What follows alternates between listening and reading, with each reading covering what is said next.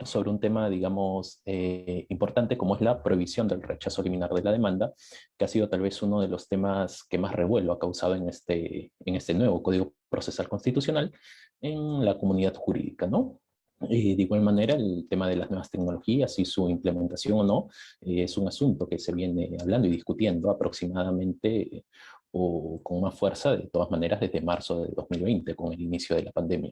Así que es importante, sin duda, todo ello, cómo impacta en el sistema de justicia constitucional. Y quiero empezar tocando el tema de la prohibición del rechazo liminar de la demanda. Y como ya habremos tomado conocimiento, el nuevo Código Procesal Constitucional fue publicado en el mes de julio de este año, en un contexto donde se debatía y debate la constitucionalidad de la legislatura, que de hecho hoy día ya el Tribunal Constitucional publicó su resolución sobre la inconstitucionalidad de la cuarta legislatura, y también sobre el poco debate que tuvo este nuevo Código Procesal Constitucional previo a su emisión y su publicación. Y no quiero tocar estos puntos, pero sin duda el contexto de origen influye para darnos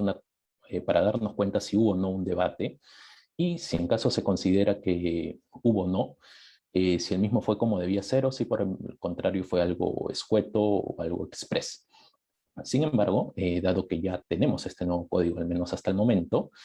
y en tanto el tribunal se pronuncia, ¿no?, sobre su constitucionalidad, vamos a ver qué dice el artículo 6 de dicho código. Y el artículo 6 dice, y leo, de conformidad con los fines de los procesos constitucionales de defensa de derechos fundamentales,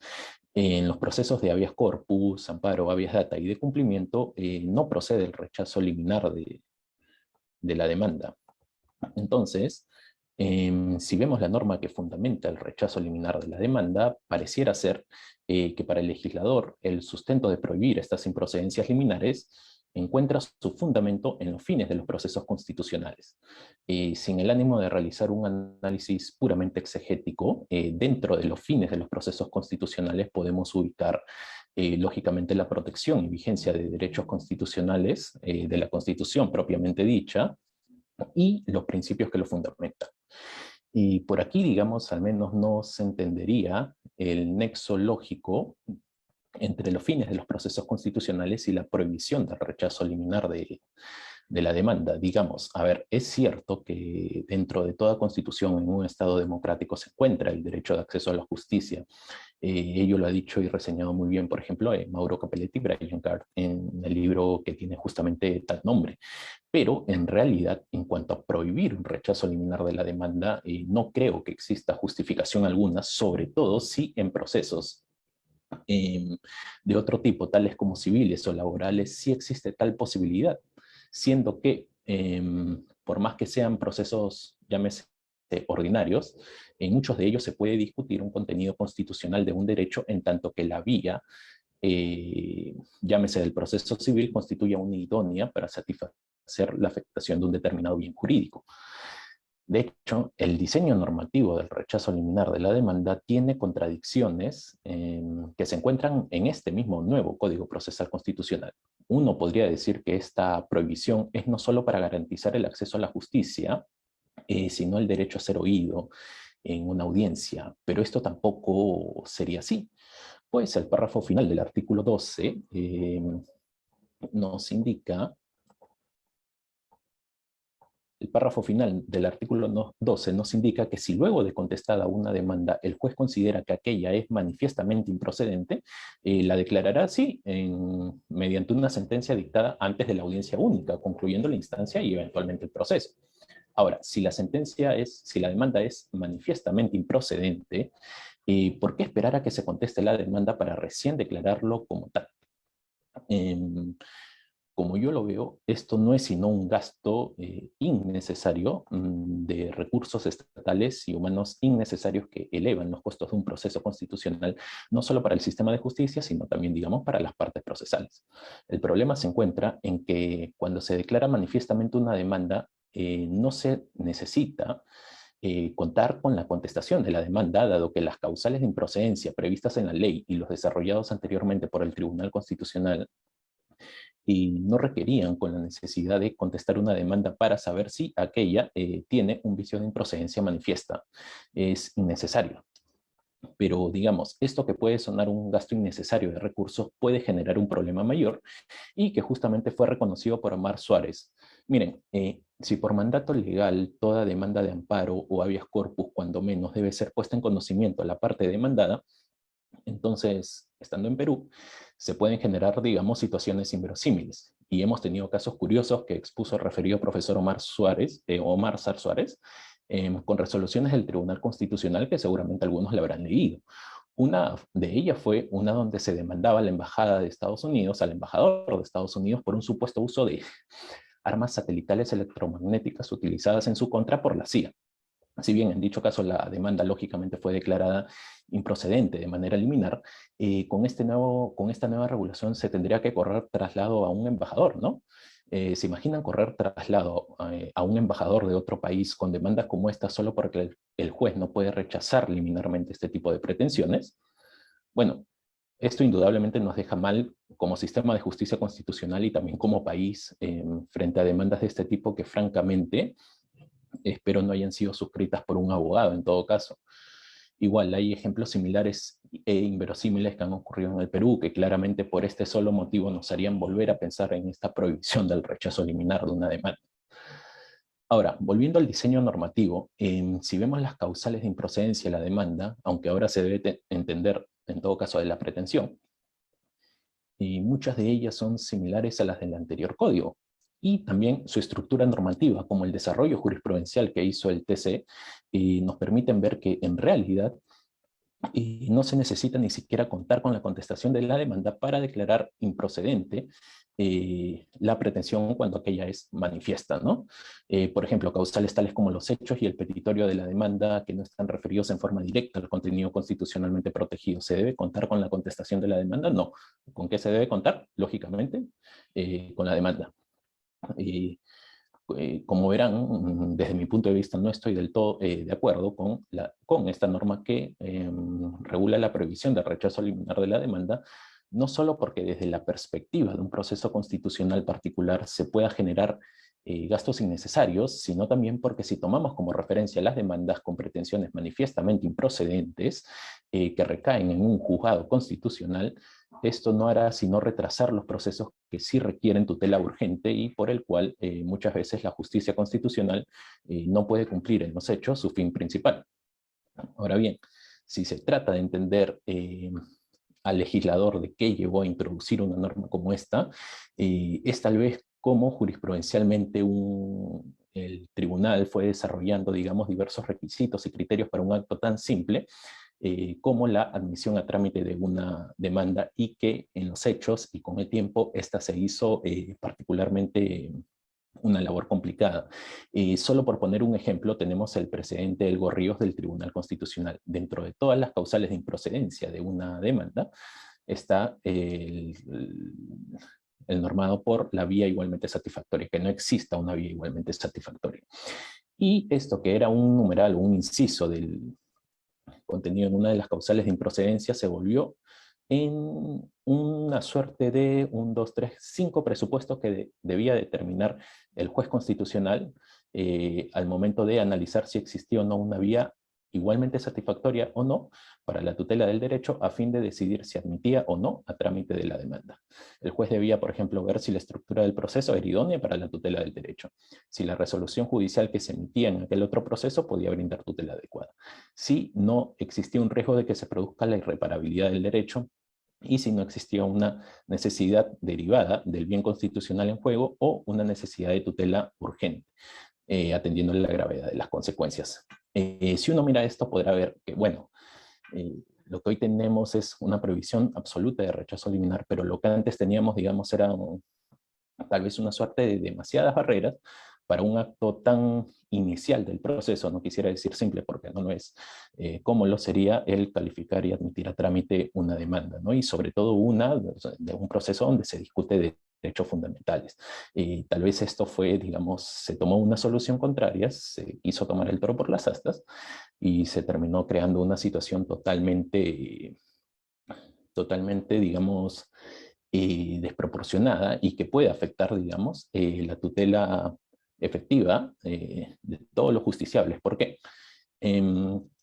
Porque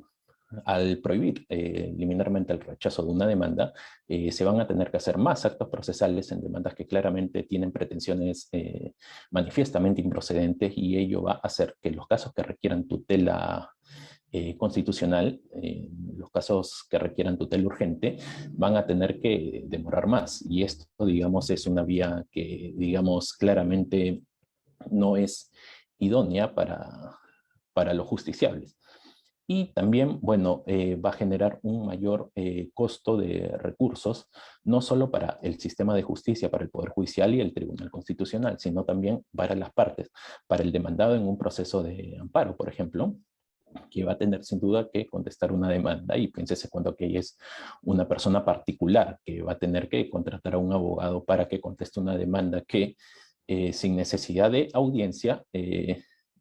puede ser, digamos, declarada manifiestamente improcedente, ¿no? Ahora, eh, la nueva regulación que se ha emitido no ha tenido tampoco una vacatio legis, como se verá en otra de las mesas,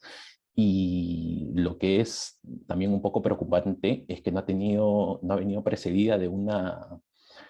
política de fortalecimiento del sistema de justicia constitucional a través de un mayor presupuesto que se haya otorgado sea al Poder Judicial o sea también al Tribunal Constitucional, siendo que más bien se da en un contexto donde los órganos estatales y los organismos constitucionales están, digamos, en una austeridad y sus costos se han incrementado, dado que ahora son ellos quienes ahora deben imprimir los propios escritos que se presentan por las mesas de partes electrónica y deben formar, con los cuales se debe formar el cuaderno en el juzgado y notificar con sus copias impresas a los demandados. Esto es un poco lo que quería comentar respecto al rechazo liminar de la demanda. Aún queda por ver cuál será el pronunciamiento del Tribunal Constitucional al respecto sobre la constitucionalidad de este nuevo código, aunque con la decisión que se ha publicado hoy de la cuarta legislatura, digamos, ya podemos tener algunas ideas, pero tampoco, y vamos a ver, y si no es así, bueno, vamos a ver cuáles son los efectos en el largo plazo de una regulación como esta, el impacto real, sobre todo en los juzgados, ¿no? Que son quienes tienen una mayor carga, los juzgados constitucionales, que conocen este tipo de procesos, ¿no? Y sobre todo ver si vamos a volver a lo anterior o no a través de una reforma de este nuevo código, según sea el caso. Pero bueno, ahora el otro tema de la mesa que quería compartir era sobre, y ya aquí un poco más breve, las nuevas tecnologías. Se titula esta mesa, bueno, la ausencia de nuevas tecnologías en el sistema de justicia, ¿no? Pero para mí, digamos, el tema de las nuevas tecnologías, como ya lo había adelantado antes, ha recibido, digamos, un desarrollo importante a partir de marzo de 2020, sobre todo en el Poder Judicial. Y aunque esto ya venía desde antes, ¿no? Y claro, esto se da en un contexto de una crisis, y como toda crisis se permite el desarrollo de tecnologías importantes en diversos campos. Y aquí ha habido algo que comentar en el sistema de justicia. Por ejemplo, si en marzo de 2020 alguien se hubiera preguntado si 3 meses después tendríamos audiencias virtuales o la posibilidad de presentar escritos en cualquier tipo de procesos judiciales, incluyendo los constitucionales, a través de una mesa de partes electrónicas, seguramente la respuesta hubiera sido, digamos, negativa, nadie lo hubiera considerado. Tal vez uno podría pensar que aquello podía suceder en 2 o 3 años, ¿no? Pero es ahora lo que tenemos, y digamos la implementación de estas tecnologías o de estos recursos se ha venido haciendo satisfactoriamente, pero debemos tener en cuenta que estas medidas se dictaron justamente como medidas de emergencia. Y que ahora, una vez que se vaya progresivamente superando la misma, deben ser articuladas ya no solo como decisiones, digamos, temporales de emergencia, sino duraderas, y que forman parte, digamos, de las nuevas tecnologías que vienen incorporadas tanto al Poder Judicial como al Tribunal Constitucional. Ahora, si bien desde marzo de 2020 al día de hoy se ha avanzado mucho, podríamos ver o analizar y reflexionar si con el tiempo estas podrían ser unas medidas económicamente rentables, para sobre todo el Poder Judicial, dado que, como justamente había manifestado un poco, hace un poco, nos encontramos en un contexto donde los órganos estatales se encuentran en una época de austeridad económica, ¿no? Sobre todo el Poder Judicial, que lo ha reconocido así. Y analizar si seguirá siendo viable o no la presentación de escritos virtuales, y si no, esperemos que la solución en todo caso no sea eliminar el seguir contando con dicha posibilidad o con dicha incorporación de las tecnologías, sino en todo caso ver medidas alternativas o un aumento del presupuesto, ¿no? Pero ahora, cuando se habla de digitalización en el sistema de justicia o introducción de nuevas tecnologías, no es, digamos, establecer un correo electrónico donde se puedan hacer consultas sobre el estado de expediente o solicitar por dicho medio la búsqueda de procesos con el nombre o la razón social de una persona jurídica o una asociación. Eso no es digitalizar ni introducir nuevas tecnologías, es usar recursos que ya existen. Tampoco lo es, por ejemplo, el Google Meet, ¿no? Cuando se habla de nuevas tecnologías nos debemos referir al desarrollo de plataformas como la Mesa de Atención al Usuario del Poder Judicial, donde se puede ver a través de un aplicativo desarrollado por el propio Poder Judicial un medio de comunicación con el secretario, el aplicativo El Juez Te Escucha para hacer la comunicación con el juez, y con esto puede pensarse a futuro que las audiencias virtuales se desarrollen en una plataforma propia del sistema de justicia y no, digamos, por Google Meet, donde necesitas un correo, Gmail, que es totalmente ajeno a las plataformas del Poder Judicial. ¿Y por qué? Básicamente porque estas son de carácter muy público, cuyas barreras de seguridad a veces se pueden romper, como de hecho ha sucedido en algunas ocasiones, que lamentablemente se han viralizado. Ahora, fuera de los avances que ha tenido en el sistema de justicia la incorporación de estas tecnologías,